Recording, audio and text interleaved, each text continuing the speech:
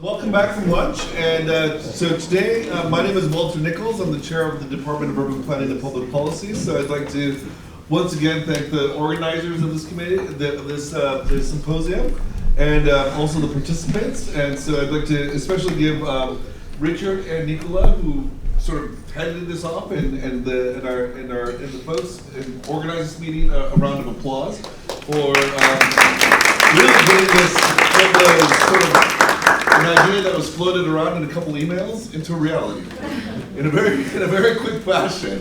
And it's my pleasure today to introduce Francisco Sanchez as our keynote speaker. So Francisco, he held the position of the Associate Administrator of the U.S. Small Business Administrator's Office of Disaster Recovery and Resilience from 2022 to several weeks ago, 110 days ago. So there as the SBA administrator, working in that position, this was a really vital position, and it placed him at the center of several key disasters unfolding in the United States during that period of time. But in addition to working with around 1,600 disaster declarations and facilitating $11 billion in the distribution of loans, which is quite an important feat. What I think is an important issue is the shortening of the loan period amount from 103 days from loan approval times to 7 to 10 days. So this means when there's a disaster, the process of getting a loan, a low interest loan that would help you restart your business, to rebuild your home, to get accommodations, that moved from 3 months to a week, to a little bit more than a week, which is really critical. So that's a huge accomplishment that Francisco was able to perform. And prior to that, he worked around 15 years in Harris County for their Office of Homeland Security and Emergency Management. And there he worked as the lead disaster responder for a series of some of the most prominent disasters to have hit the United States in the last 15 years, including Katrina, Rita, Ike, and Hurricane Harvey. So he was at the forefront of all those local disaster responses, as well as disaster responses from the federal level. So he actually has intimate knowledge of working across those different levels of government and bringing people together and responding to what needs to be done when something horrendous like a hurricane or one of these wildfires hits. So I'd like to give the floor. I'm not the keynote. I can continue talking about Francisco forever, but I'd like to give the floor. Thank you all for I truly appreciate it. I'm going to try to keep myself to time. I want to leave plenty of time for Q&A. But first, thanks so much for UCI for the kind hospitality this week. This has been a week-long almost engagement of serious discussions about some of the most pressing problems that we're facing across this country, whether it's public health, immigration, urban development, transportation, crisis, disaster, any of those things, and all of those intersect at crisis, right, when it matters most. And so, some of the sidebar conversations we've talked about really is, if we don't get it right then, when are we going to get it right, right? When all these come at a point of crisis. And so all those social and economic consequences are intertwined. And especially really here to be at UCI. I think 49% of your undergrads last year that graduated were first generation. So I'll tell you, I'm leaving probably a little bit more energized and optimistic than when I got here. So, I'm from Texas. I'm the son of migrant farm workers, also a first generation student, and my counselor didn't know credit. I didn't know what credit hour was. He didn't care to explain it. I spent the first year and a half or two blind through the system. So excited what UCI is doing, and just with the vibrance of the student body here, I'm very optimistic, much more than I was about 72 hours ago. So, but I appreciate the invitation, especially just to spend some time with you. I think we're coming up, talking about timelines. I think this is exactly 4 months ago that I was actually today with the emergency management coordinator, Carol Parker from LA. I think this fire started around January 7th. Former president Biden declared him on the 8th, and then I staged myself in South California until I could get here, but not be in people's way. So I was in there for about 36 hours and got to spend almost 72 hours on the ground. And so my direction to SBA's disaster teams were clear. Like, deliver every resource available, right? Make sure that we're meeting local priorities, because those are now our priorities, and to make sure that we were ready to meet disaster survivors face to face even before the wildfires were out. We were able to commit to that. Walter talked about my experience, and I took on this role as the first political appointee in this role, the first non-banker in this role, and the first person with his local disaster recovery experience in this role. So I don't know the president knew exactly what he was getting, but I think he got more than he expected, and so that has been the experience. Grateful for the former president and the former SBA administrator, Isabella Casillas Guzman, who's actually a Californian and returned back to LA, right, for the opportunity to have been the chief architect for the greatest transformation of SBA's disaster enterprise in the agency's now 72-year history. And the most of you probably don't even know what SBA is even doing here during disaster, right? You think Small Business Administration. You do, as county, state, and local governments, more business with the Small Business Administration during disaster than any other federal agency, including FEMA. And we're the only federal agency that can come in and help homeowners, renters, businesses, and private nonprofits. And for about every dollar that FEMA puts into the hands of a disaster survivor, on average, it varies by disaster, but that's about $3 that SBA puts on the ground. And so what we come in to do is help with those uninsured losses, right? And so FEMA's average grant to a disaster survivor is $5,000. That's great. It's money you get, you don't have to pay it back, and you need it. But if you were major damaged, that's not gonna get you a whole lot, right? And if you're not insured and not meeting the full cost, where do you get that other capital, right? And that's what SBA does. And so we do low interest, long-term loans. And so before you gotta shrug your, roll your eyes down the loan, give you the numbers. It changes quarterly. So it just changed recently. It's not gonna change much, but let me tell you, when I left, it was 2.65% over 30 years for an individual. 2.65% over 30 years. We're giving away money in this economy, right? For businesses, as low as 5% over 30 years. But for all of that, SBA was largely misunderstood and underutilized. The last time SBA had any transformation, I was graduating high school. Now, you were kind to say I've been doing this for a while. Like, you can tell by the side of my head, and the color of the side, the hair on the side of my head, it's been a while. I'll just say my birthday starts at the 1900s. Like that. I'll leave that. 19, first 2 digits of the year on my driver's license. But that greatest transformation, we centered around 3 pillars. Those hard lessons, Walter, that we learned, we put them to work at the federal level. And the first of those was customer first and technology forward, and that really was one of our biggest wins. As a disaster survivor, if you applied, got approved, by the time you got that money in your bank account, it was 110 days was the average. We moved that to 7 to 10. And we did that because people told me I was doing it wrong. Apparently, you're supposed to go to DC and build your own kingdom. I actually gave away, within the first 3 months, 30% of my staff to go over to the part of SBA that helps the lending for businesses day in and day out. We were the only part of SBA that does direct lending to disaster survivors, because the 2.65% over 30 years is not a whole lot of profit to be made there. Banks don't want it, that's fine. But with those efficiencies, is how we launched that platform at historic time. And the other thing that hadn't changed is, since 1990, the last time they increased lending limits, $200,000 was the max loan you could get. Like, that's not gonna get you very far today. So we increased that to $500,000. And because of that, $500 million more on the ground in the hands of disaster survivors today that wouldn't have had access to that capital before, including places like California. And the other thing we did, we also help, you don't have to be just a homeowner, to renters, and homeowners can access this too, is from $40,000 to $100,000 to replace personal property. So your vehicle, right, if it goes in a wildfire, your furniture, your clothes, all of those things.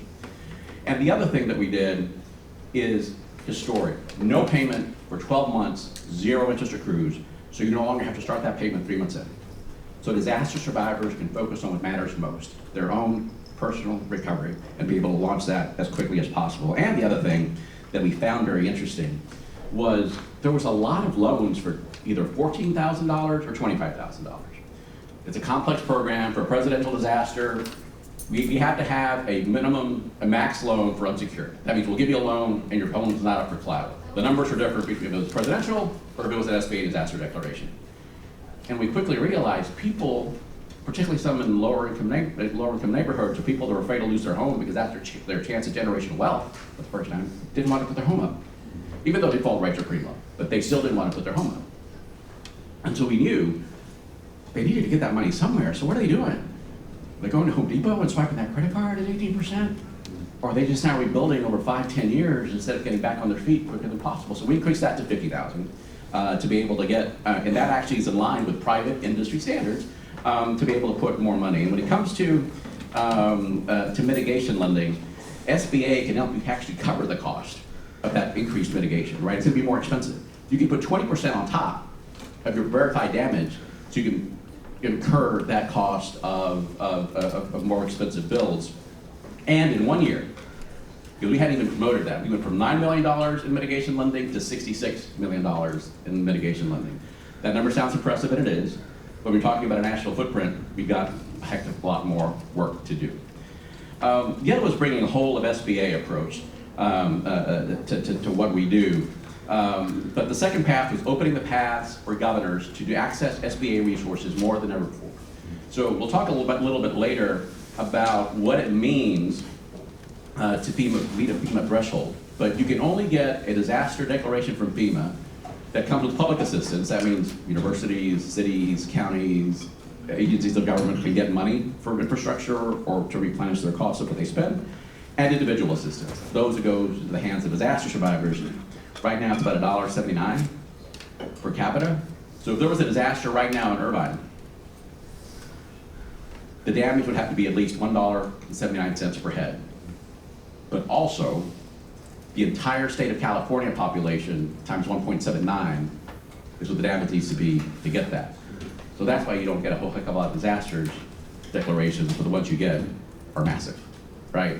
So as that gets harder to reach, SBA's continues to be the same. 25 structures, major damage, 40% uninsured.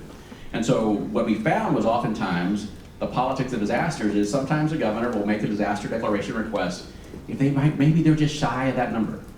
Or maybe they don't know. And so they're hoping on a good day, someone with the calculator in Pennsylvania Avenue in the Eisenhower Executive Building is gonna put stamp yes on it, and that will get them across the finish line. Or they can reach to a president of any administration, of any party, and say, man, we're this close. Like, get me a yes. And sometimes they make that request because they want the president to say no, because they are nowhere near that number. And that's the harsh reality. But we did find, sometimes in states like this, and in hometowns of mine, sometimes it would take FEMA about 8 months to make a decision. And so in the meantime, recovery has started and gone. What we did know was while they didn't meet that FEMA threshold, they met the SBA threshold. But SBA would not roll out on the ground until FEMA made a decision for the sequence of delivery, right? What do we do first, second, and third for the entire process? And we found out was, in the meantime, we're sitting here, and it ended up that SBA was not doing it because they didn't want to confuse disaster survivors. If we rolled out first, and then FEMA came in, we would have to go to disaster survivors and say, hey, sorry, like, you got an SBA loan, you might have actually been eligible for FEMA's $5,000, but it's gonna be complicated to get you that. We went back and did the math. After 21 days, there's only a 7% chance that FEMA will say yes. And even if we rolled out at 21 days without even looking at the data, the past 10 years, you know how many disaster survivors would have been put in that complex situation? 400 something. 400 something. In the meantime, thousands and 10,000s of disaster survivors had access to our resources that we're able and ready to provide. So now that we change that, not only does that fix that problem, what you've actually found is when SBA now goes to OMB that actually says yes or no, right? Like, we're gonna roll out on the ground. Are y'all doing this or not? So states actually got quicker answers. We were solving for when they didn't have an answer, what we got was actually quicker responses across states. So FEMA will either be on the ground or not. And quite frankly, it made it easier for FEMA to say, oh, thank goodness. Like, we don't have to say entirely no, we say yes to SBA. Like, we'll take that, right? That's resources on the ground. And the other was dealing with disaster in rural communities. That 25 structures is easy to get in an urban area. But can you imagine a rural area meeting 25 structures? That has to go right through smack dab their little downtown. And even then, it didn't qualify sometimes. Otherwise, the tornado has to hopscotch, like in a very bizarre way, playing whack-a-mole, finding those homes in those structures. So we changed the law.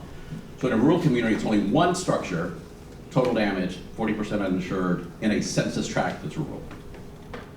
And what that resulted in just a year and a half is $70 million in the hands of rural disaster survivors that otherwise would have no access to no resources at all. And even further, the average SBA loan, this was before we increased the limits, used to be $50,000 for the average SBA loan. In rural communities, the average loan was $75,000. So that speaks to the need that we were never meeting before, but not being creative in our policies.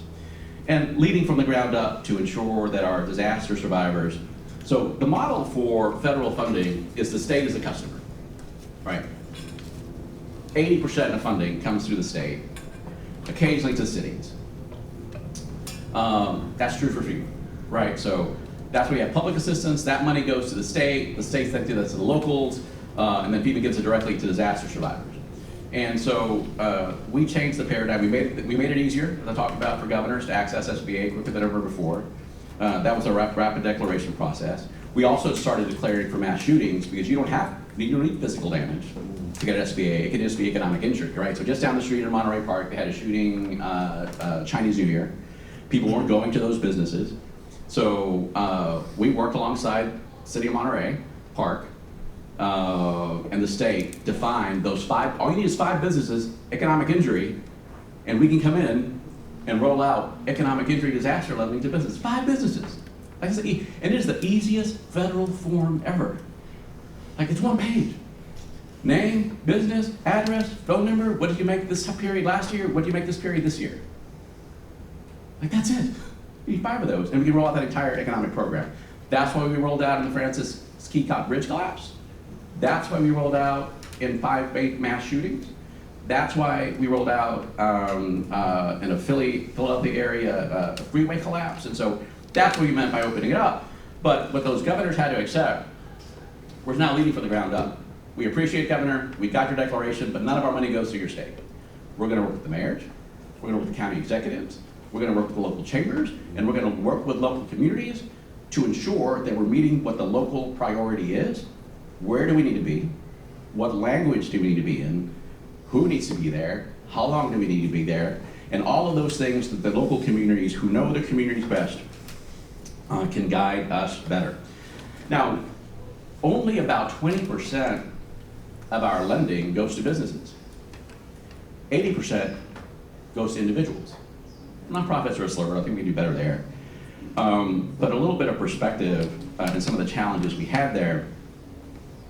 About 50% of our business applications would get denied.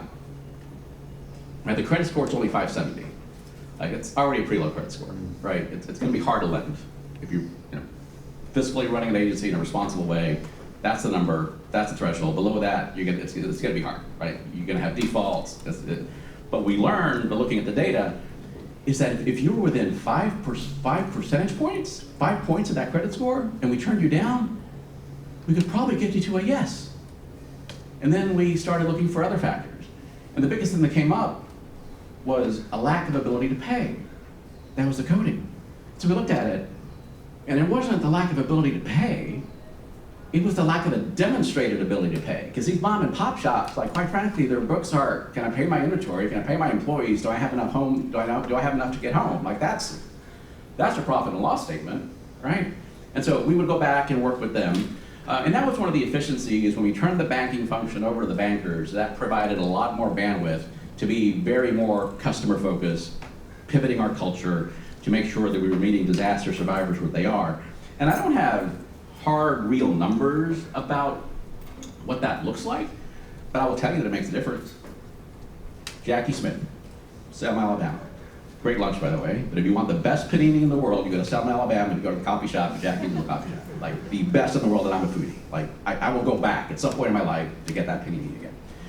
But Jackie, tornado goes through Selma, Alabama, right? So And look, that's one of those, we'll talk about this later, that's one of those that didn't meet any threshold. It met SBA threshold. But we can't just be looking at numbers and formulas. Like, someone had a unique need in terms of its history and need to recover. So the president said yes right away, so we all went down there.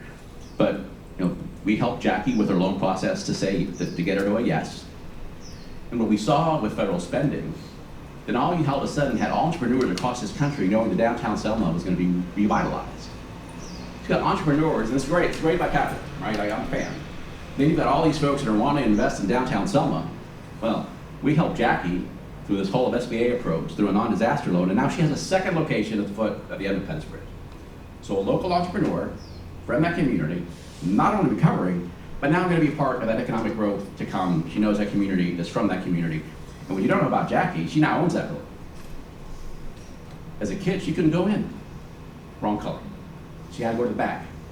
Now she owns it. So that. And the other thing, a small business owner, again in the South, gotta know, you don't qualify. Sorry. We went back and figured out why. We went from no to $400,000 in a rural community in capital that wouldn't be there before. In Hawaii, Kaliko Store, community member on the mayor's advisory council there, got declined. We went back and figured out why, because loans are loans, bureaucracy is bureaucracy. We figured out the hurdles and went from no to $600,000 that otherwise she would not have access to help her rebuild. And the other whole of SBA effort, part of our opportunity is not just looking at this as a disaster space, just like you look at here, all of these things that make an urban environment and plan around that, around crises, like we brought in other SBA efforts.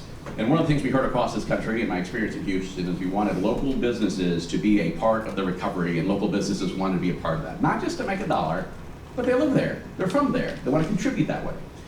And so SBA's role is to set the goal for other federal agencies of how much small business contracting they need to do, right? And they'll take the easy way out. That's just the harsh reality. Who's in the system now, who's already approved? So we challenged that in Maui.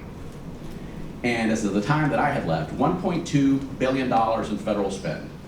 Of that, $600 million went to certified SBA firms, small women-owned or other minority or other small business certifications. $600 million of federal spend. Of that, more than $450 million as the prime, not a sub, as the prime. If we can do that in an island in the middle of the Pacific, we can do that here in the continental United States. And so that's another opportunity that we seized. Now, I'm not a huge fan of lessons learned. I recognize there's talked about how many disasters I've been in. Like, there's not a whole lot of new lessons learned. There's old lessons that new people are learning over and over. And so I'm not gonna go to that. I won't give you my jaded view. But I will tell you, there are two things that I think the LA region needs to be very focused on, right? As you're looking at recovery and things that all of LA ought to be looking at. And it's been a theme that we bantered about here back and forth for a little bit, and that's resilience, right? None of these disasters they've got a start date. They don't really have an end date. Like, it is part of that community's DNA for generations. And you add disaster after disaster after disaster, and it just becomes just increasingly more challenging. So it's supposed to keep you awake after lunch. So I'll startle you with this. So everyone talks about the billion-dollar disasters. About 10 years ago, you had about an average billion-dollar disaster in this country, an average of about every 6-8 weeks. Right now, the average is about every 3 to 4 weeks you have a billion-dollar disaster. Conservatively, in about 5 years, we're going to average a billion-dollar disaster in this country about every 7 to 8 days. We're not built for that. We're not built for that at the federal level. We're not built for that at the state level or at the local level. And you're very hopeful if you think we're going to spread those across the country in an even kind of way. Right? Just this time last year, I was in at least Arkansas, Oklahoma, and one other state. My memory's fading now. That we had at least 3 presidential disaster declarations at the same time in different parts of the state.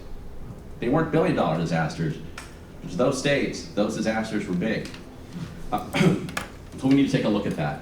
Because as you rebuild, if you're not utilizing this as an opportunity to build back in a way that's more resilient, you're setting up yourself for a heavier price tag to come. And we've touched on this a little bit.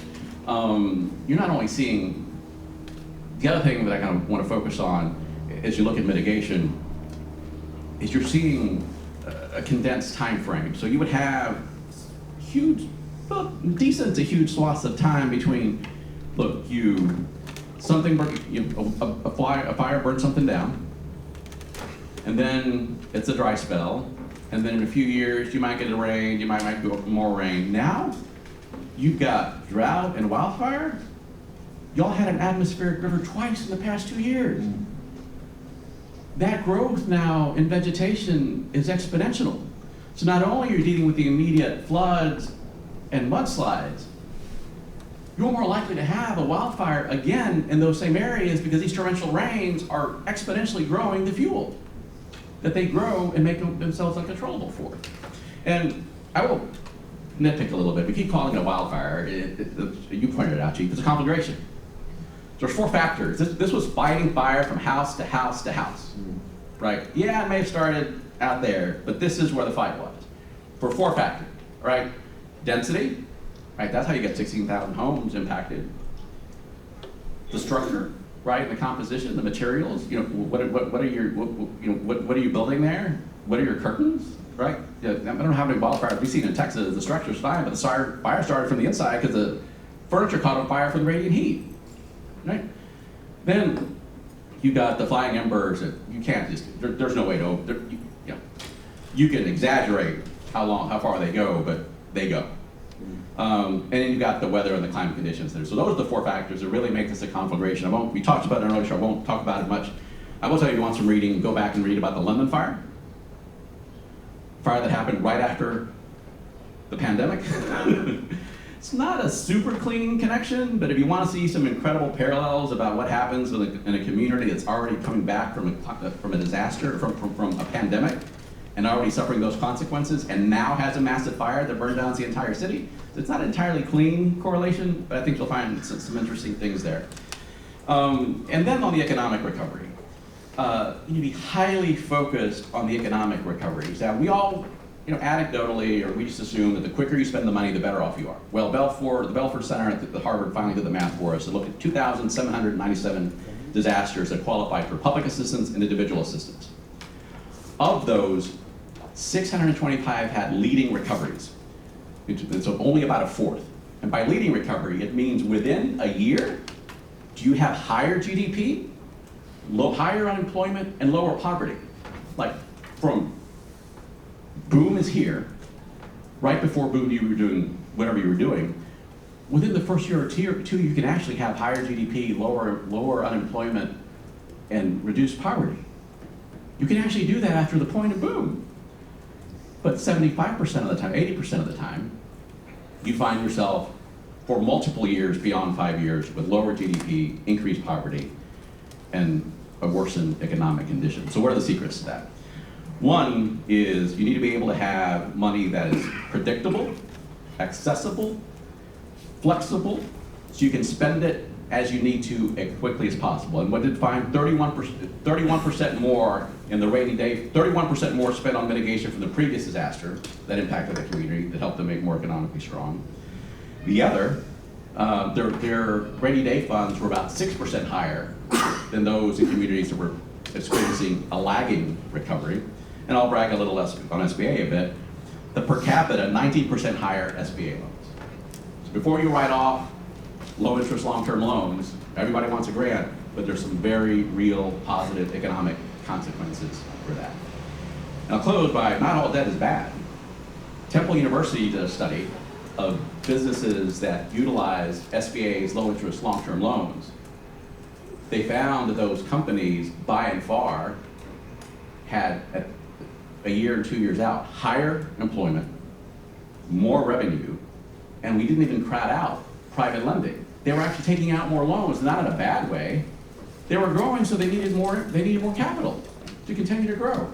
Conversely, if you did not access SBA's low interest long-term loans, you were much more likely by at least 13% to exit the market. Exit the market, polite way of saying they went out of business. And these weren't businesses that were already on the margins. The vast majority of businesses that were doing well, but this was the impact of a disaster they had and did not access capital. The other thing is, and here's where there's opportunity, like, the other thing we can do that helps homeowners is, yes, you got a total loss, right? Nobody wants to do that, but you can refinance your mortgage at that 2.75% over 30 years. And now you're putting back money in the hands of communities that are already on the margins. And that $300, $400, $500 can either help you pay the loan to rebuild in addition to your mortgage, or just pay, or just buy groceries, right? Or pay for your prescriptions. There's a lot of opportunity there if we do it right. And the other two factors that do help in those leading recoveries is building a rapid response roadmap. And so how do you plan as a community for the next disaster and how quickly you'll respond? That's how you make sure those dollars are flexible. You don't want to sit here on a rainy day fund and be impacted and figure out, oh, no, we've been sitting on this money, like, what do we do now? You at least got to have a concept, right, of how that's going to work. You need to have the right folks at the right table, understanding the scenarios, readily accessible, quickly deployable, but flexible in how you can spend that money. And what the numbers teach us is you don't always have to get it entirely right. Get it out the door, and I don't do it like haphazardly. But if you have a sense of how to do it, getting that money out the door is going to make a difference whether you are better off in 2 years than you were before boom, or whether for 5 years or more you're worse off than when you started. And those have very serious and meaningful consequences. And the other is addressing inequity. We have seen, and there's plenty of studies, you get this, right? Like in your professions, you understand if we don't address the inequities, we're worse off as a community today, and extremely more so after disasters. And so I do want to talk about, because there has been, in my time here, a lot of questions about FEMA and what the path looks like. Good, bad, or indifferent, you can take this administration at its literal word. One good thing for democracy, right? A politician's actually telling you what they do. Like, let's give them some credit there, right? Like, gotta give credit there. It is what it is. And so you got the president that says he either wants FEMA eliminated or severely diminished. You've got the DHS secretary to which the FEMA reports things she would like to see it gone.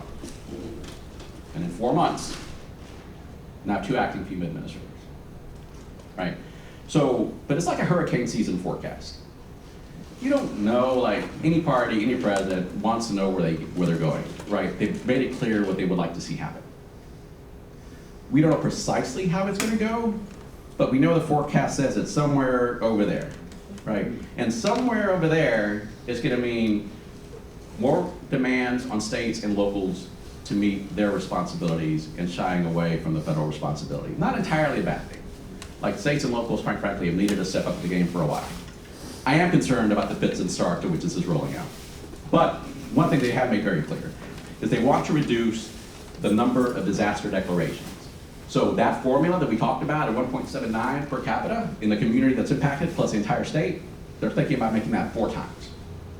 Right? So if you multiply that by 4 times, it means since 2008 through last year, there would have been 75% disaster declarations across this country where you have no longer any kind of federal assistance. Only 25% were those who have been approved. And in sheer dollars, because they also don't want to declare for snowstorms anymore, $15 billion lost across the board that states and local communities would not have been able to have accessed. The other one, and so public assistance, 6 states would have gotten no public assistance at all. 6 states would have lost more than $500 million in that time frame. California got $7.5 billion in that time frame. If this were in place then, that's $1.9 billion less in California's coffers to respond. That's $1.9 billion, almost $2 billion you wouldn't have had in that time frame to help your community recover. 2 territories and 4 states would have lost more than $1 billion. Not you. Well, you would have lost $900 million. A rounding error, but that's still significant, right? those $1 billion would also include Virgin Islands and Puerto Rico because of the magnitude of the storm, Maria and those storms, right? My home state of Texas would have lost a significant sum of money. We haven't even begun to take a look at yet. And we heard earlier the importance of NOAA, USGS, the funding to be able to do that. Hurricane forecasting has gone incredibly. We can do that to within 100 miles now. We can tell where a hurricane's going to land, and we can plan accordingly. Safer outcomes, better use of resources, and being able to respond quicker. We can get there with wildfire, as we saw earlier, if we continue to invest in that. And you're seeing an exodus of highly specialized staff. 2,000 employees gone in the first 100 days at FEMA, like a third of their workforce. Hurricane season is 20 days away, 21 days away. I'm off by a number or two. It's here. It's here. My biggest concern is that the states and the communities that do this well, and there's improvement. There's areas for improvement, like across the board. And if you're genuinely looking at improving the disaster enterprise across this country, you shouldn't just be looking at FEMA. You ought to look at SBA, there's more work to do. HHS, HUD, let's take a universal look at how we make disaster better across this country. But what concerns me coming up on hurricane season with ideas of what's gonna happen, but no clear plan, is the areas that do that well is because they know it's a delicate balancing act between state, local, and federal responsibilities. And they know their role. And they've got qualified people in those cities and communities and states that know their job. Right, like California, you've got Carroll, San Diego's great, San Francisco's great, Riverside County's great. Like, those are just people that I happen to know on a personal level that are consummate professionals. That can operate this environment in complexity and in challenges, but they can do it well because they know the rules. If you change the rules when the storm lands, you're in problems because they can't make decisions. Because in this business, things move at the speed of trust. So, plenty of opportunities for questions, but I do want to tell you, we're watching across this country how this plays out in LA, and also rooting for you. But here's very unique, and it's actually not unique to LA. Let me explain the situation. You've got increasing political pressures, right, in communities that were impacted. $1 billion deficit coming up to the city, and about 5% reduction in workforce. I don't mean that to critique in LA. You can look at Houston, and we're probably in the same boat, if not a little worse, right? But you're having to respond to this right now, and so that's going to be even more complex. You've got Super Bowl coming. You've got the Olympics. You've got FIFA. Some of those may actually be economic opportunities. Olympics ain't. It ain't worth the money you're putting in it. It's not. So you gotta be careful for that. I will say we're lucky in Houston. There's probably some Dodgers fans in here, but we've had more World Series in the past 10 years, probably the other team. So that you don't have that opportunity here with Dodgers, but that is what it is. So that's my perspective, my thoughts. I do want to leave some opportunities for some questions. We've had a great discussion today, so glad to take questions if we're ready for those.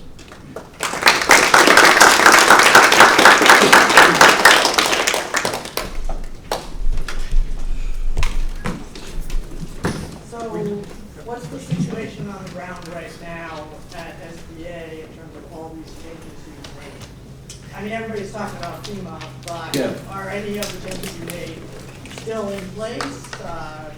Yeah, the vast majority are. So that is how I left it for LA. This is what I handed off to LA. All of those changes in place for LA and any other community. SBA is part of the larger system. It'll have to pivot. There are some organizational changes. Those are in the works. To be honest, I'm trying to stay out of the way. I'm trying to respect the fact that I was an political appointee for a former administration. Like, I will certainly speak out on what I think is happening and the impacts of that. Try to be thoughtful and deliberate about those critiques and not be partisan in any way. I haven't seen huge loss of change. What I have seen is a reduction in staff. What I have seen is some very qualified people that we were lucky to get to come to public service, out the door. So I see reductions in those hit areas like outreach, actual, we're talking about leading from the ground up. You know, it's, I'm telling you, I got pushback from governors, like, you know, we're the primary customer. Like, from a local perspective, we follow the FEMA model. Like, we have SBA headquarters in DC. There was this magic thing about Mississippi River. Like, there was a West office and a field office. Something magic about that body of water, those teams didn't cross. So we got done with that. Like, no. We hired regional recovery coordinators, so every region, every federal region now has a regional recovery coordinator that is from that community, that knows that community. Their job is to be a phone a friend for that community, right? The Region 9 coordinator here that covers California, they ought to know Nancy. They ought to know the states. They ought to know all of your emergency management coordinators, and that ought to be your phone a friend, right? And so that's a similar model. We did lose some of those, unfortunately, with the revamp. We will see more reductions in SBA's workforce altogether. Some in disaster, I don't know what that number is going to be. We see the reduction in workforce. We'll see more of that. We'll see some critical staff that we were lucky to get to be able to grow and sustain those programs, and so that's going to have very real implications on the ground, at least in the short term. Hi, thank you for the talk. With you being a fan of capitalism, how do you think capitalism would respond if there was no people? It's gonna hurt, but that bill's been coming, man. Look, my parents settled in Texas, migrant farm workers. Born in Deep South Texas, we went from Texas, Florida, Ohio, we settled back. My dad settled her in the oil boom to become a welder. So the only thing that we would have to pick, my sister and I, was our own destinies. So I made it to college because of big oil. But the challenge is I'm capitalist. I love it, love entrepreneurship. Like, they're great, resilient people. But what we've been putting in the gas tank, all we're paying is what it costs to find it, to refine it, put it in the gas tank, and a little bit of profit. Someone's gonna have to pay that cost for these economic disasters, right? We just haven't been factoring in that. And so capitalism's gonna respond by, the insurance thing is interesting. You can only get out of so many markets before you're out of business. So that's gonna be interesting. The other challenge is gonna become is like, who's gonna pay the cost of rebuilding these homes? Like, housing's gonna go up. It's all related. 20% of the construction workforce is undocumented. They're not showing up to work, at least not in Texas, not every day. You're gonna build slower. It's gonna be more expensive than it already is. The housing market's gonna be more strained. So I will tell you how they've been responding. That hasn't worked well. Because everyone says, why, like, we all see the risks here, like, why are we acting accordingly? Because everyone's looking from that capitalist perspective in their very narrow view. After Harvey, in a community that flooded, a community put up a post in the bayou that said, here was the flooding. Realtors went crazy, right? Because that scares somebody. Realtors know they're in flood zones, but they care about closing that deal. An insurance company is going to adjust their prices accordingly. Those reinsurers aren't a fan of this market, but they're going to hike your insurance, or they're going to go out of that market. Bankers know we're building on flood zones, but they're going to make you that loan. As long as there's insurance on it and their risk is mitigated, they'll give you as many loans as they can in a flood zone. Because for them, it's a very narrow risk that they can mitigate. Collectively, that risk adds up. And we look at the big picture, it doesn't make sense. That's how capitalism has been responding to this. And that's why there's a problem. I'll tell you, you'll get some pushback. It'll be interesting to see. But the other way it's responding is we're looking at look at the housing market in Houston. You know, you've got to have housing to attract people. Houston's booming. During Harvey, we didn't just, some of the process took so long. Literally, in middle class and upper class neighborhoods, there was private equity firms buying those flooded homes because those homeowners didn't want to go through the lengthy process of rebuilding. So they bought those homes, they're renting those homes, they're not gonna sell those homes, they're gonna enjoy the appreciation of those homes, so it just makes the housing market, capitalism will find opportunity. We need to figure out how to make sure that what people are paying in any transaction is the actual cost. Because at some point, you're beginning to see what it costs to not be paying for the environmental and climate damage we've been doing, but quite frankly, the industry that paid for my college, right? So we need to be better at that. So a really interesting talk. Thank you. My question is to contrast. Well, learn your perspective. I'm really interested. Disasters are really different. Like a hurricane is going to have sporadic effects in different communities, but it's going to have a really wide swath. In California, we could have a heat wave, or we could have a series of lightning storms that start like a dozen fires at the same time, but they never merge. So they're all separate events. And so the costs associated with each one may not reach a threshold that you would get for a giant storm. And there's also different politics between the West and the East and the Southeast. So I'm just curious, what's your perspective on how are fires represented relative to like floods or to hurricanes? And are there issues we should be aware of for fires? It feels to me like sometimes because fires are clustered but not connected, they may not qualify for the really high categorization. Is that right? So one of the things we did at SBA is learn to make the complexity of the federal response system elicit opportunities.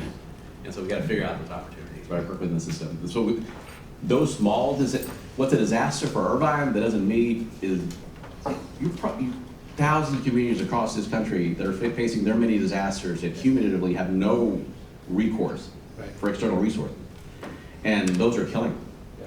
This is why we're trying to expand SBA like anything. Like that's why I said, let's go to a community that has, maybe we didn't meet our threshold for the 25, but do we have 5 businesses that economic injury? Let's give them something, right? What you're starting to see is you've got to tread the law.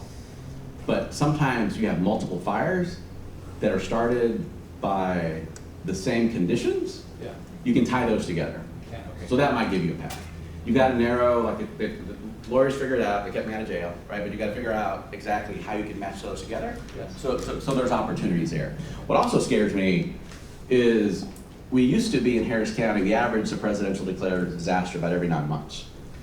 I used to be able to focus resources knowing the flooding was happening in Northeast or Southwest or Central or along the coast. Like, it wasn't easy, but I knew like, here's the one segment that it's hitting today, or for this storm or for this disaster.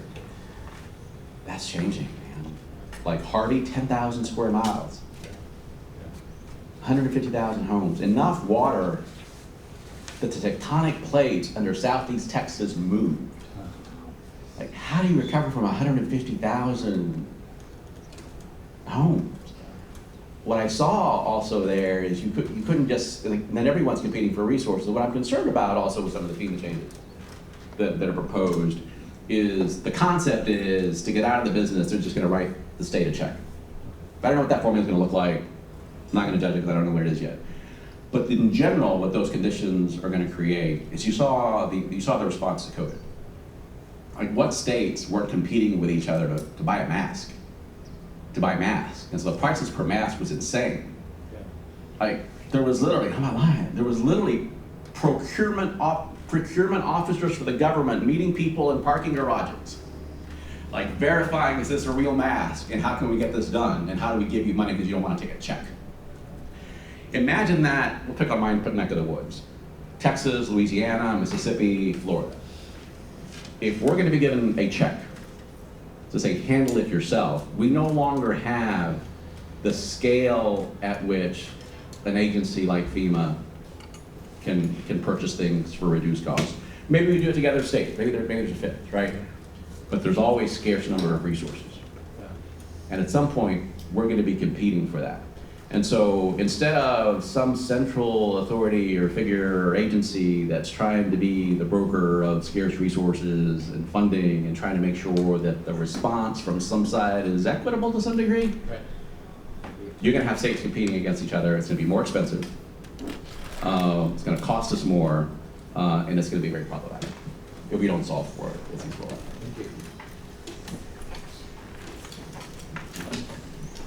Are there any business owners you recommend to learn more about that you need their prices privileged just like as inspiration that you want to give a shout out to?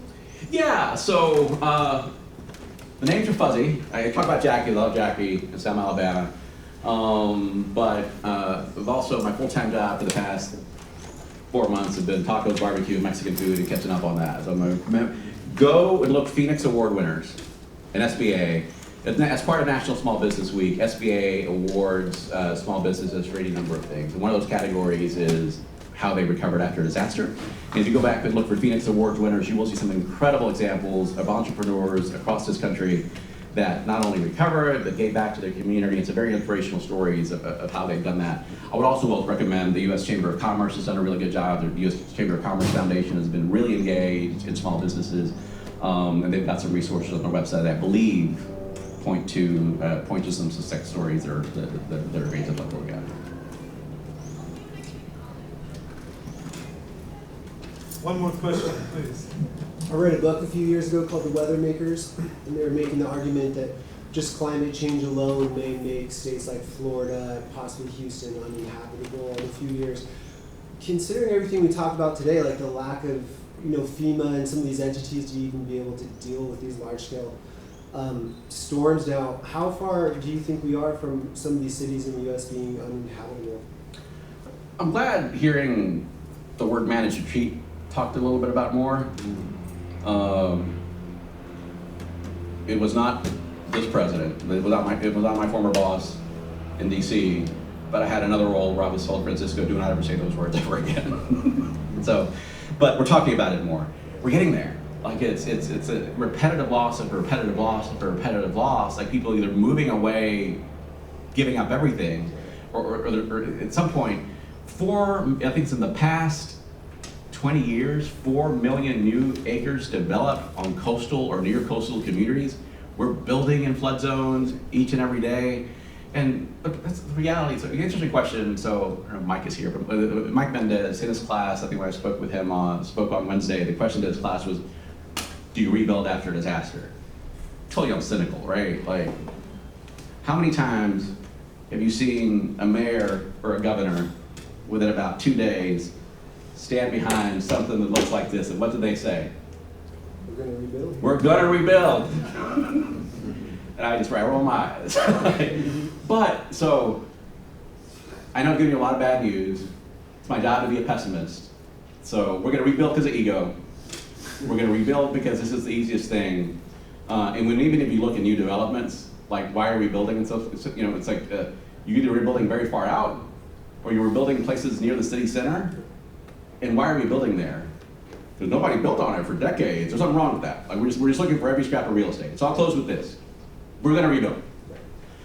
We're not there yet in terms of abandoning that idea, and you've got to do it strategically. That's why they call it a managed retreat. 1983, Hurricane Alicia, the first tropical storm I was ever experiencing. I was 11 years old. It was about midnight. You could hear like the branches scratching the window. I don't know why my sister and I were watching Poltergeist. And right at the time that the little girl is going to pop out of the TV, the power goes out. My sister has never hugged me that hard ever in her life. But we were fine. But it was so bad of a storm, it's not even in the top 10 anymore, so bad of a storm that they retired that name. Fast forward to 2001 to Tropical Storm Allison, just a tropical storm, right? How many times have you heard just a category 1 or just a tropical storm? Tropical storm. Texas Medical Center, underwater, flooded. My mom's looking out the window, and she's watching very carefully as the water is creeping up the street to the front yard to the front porch. And then the water starts to recede. And she thought we were spared. And then about 3 hours later, you feel this dark, damp water coming up underneath the floorboards. Right? That was our first experience of being impacted, actually, by disaster. What they do with Allison, they retired the name. Right. Fast forward, and how I ended up in emergency management. Hurricane Ike, I'm working our emergency operations center, and I'm worried because back home, my mom's home is flooding, right? My childhood home. I'm feeling hopeless, right? Here I am, helping the entire county and region, but my mom's flooding. So all I can do is make sure she's gonna be okay. September of 2008, she did not move back into her home until September of 2012. 4 long years. Couch surfing, hotel rooms. She's gonna stay with me and my sister, but you ever been a Hispanic mom? She's not gonna do that. She'll stay for a little while. But every time, there was always a new hiccup. Because the planning wasn't there. It wasn't flexible. It takes Congress months to pass CGBDR, the HUD money that actually fixes things. But guess what we did right? We retired the name. But for those 4 years, the home was elevated. It was stronger, it was mitigated. Fast forward to Hurricane Harvey, now tied with Katrina as the costliest storm on record. I call my mom. She's running her own shelter. The neighbors whose homes were flooding, I didn't recognize the neighborhood when I could finally leave the office a week later. She was running her own shelter. The neighbors were there, she's making tacos and tamales, and I'm missing out on good food. All my mom had to replace, still living within 50 yards of the bayou. The sheetrock in the garage. That's all she had to replace. So yeah, we're gonna rebuild. But if we're gonna rebuild, there's an opportunity for us to do it right.